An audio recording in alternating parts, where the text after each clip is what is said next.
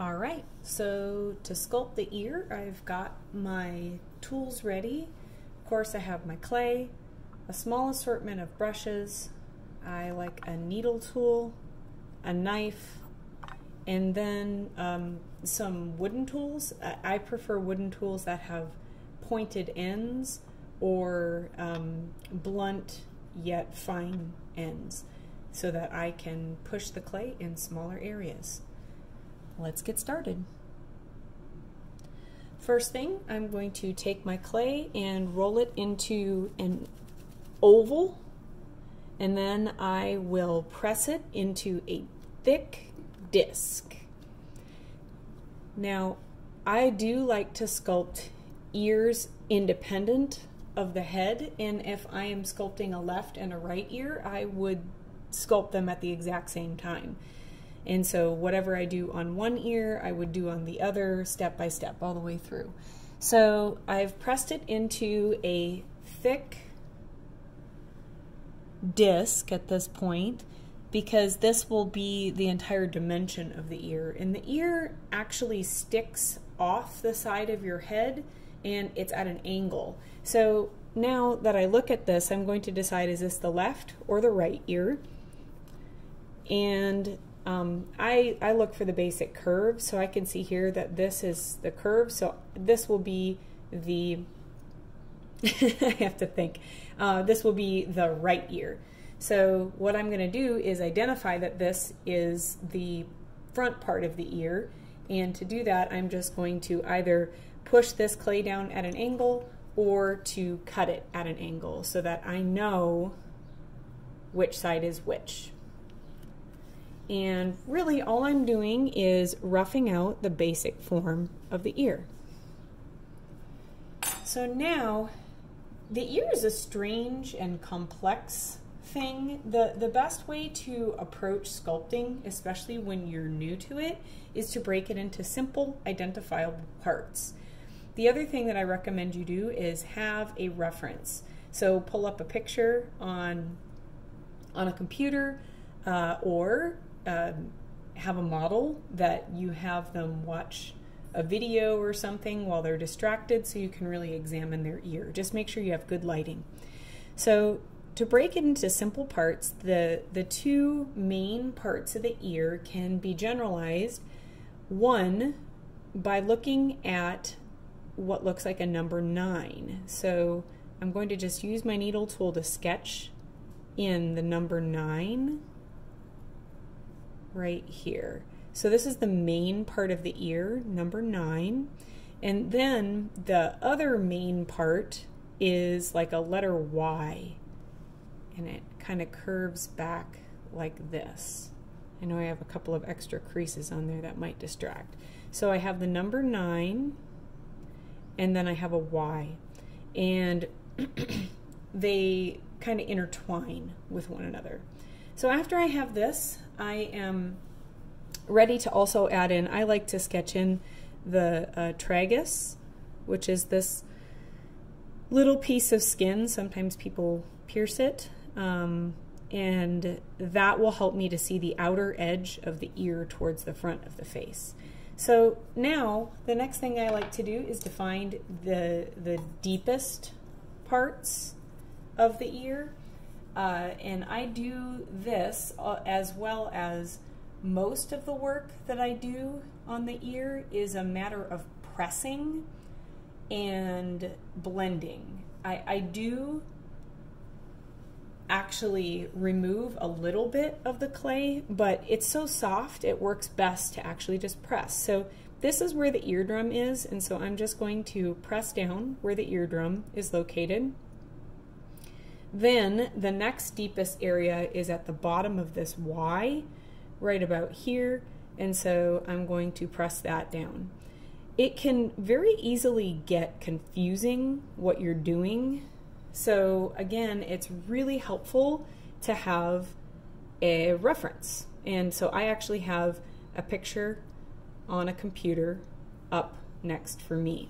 So I'm just pressing down the deepest areas first. I'm just looking for shadows. So that's most of the deeper areas in the ear. And it looks like a big mess right now, which is fine because I have my drawing and I have my reference. My drawing on the clay and my reference. So now I'm going to go and define edges. So I'm going to go along this number 9 shape, and there's the Y, and here is the outer edge of the 9 shape. And that's actually a double layer. So this is the crease inside the ear, and then this is the actual outer edge of the skin flap. And one way you can deal with that is actually cutting away the excess. So you can feel like you're getting somewhere.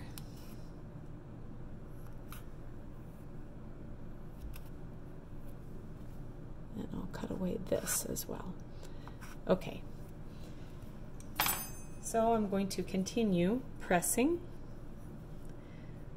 Let's see here. So here's my Y, and I know that there is a wider area here. And because the clay is so soft, if I accidentally press in the wrong area, I can go back and I can erase and push it back very easily. So I'm just trying to rough things out, and I know that this tragus area is kind of an undercut, so I'm pushing my tool underneath, and then I can see that there's a little space between the bottom of the 9 and the tragus, and so I'm going to make that space. And then when you start getting into the more detailed areas, and you've got the basics roughed out like this, then you have to start asking yourself just to focus on one area at a time and ask yourself what's higher and what's lower. So I'm first going to focus on this area, particularly this part of the 9 and how it interacts with this part of the Y. And when I look at my reference, I can see that this part of the 9 actually slopes downward to the base of this Y. So what I need to do is first define the outer edge of the Y, and then here I will remove some clay. And it's cool, I mean, if you take away too much, you can add more, but there is plenty of clay. So if you have to, you can just move it from another area. So it looks like I just made a big mess there, but when I go back and I push the clay back into place, I can see that I made the right decisions. Of course, my reference is helping me a lot. And so I can see that this 9 slopes downward to the base of this Y right here.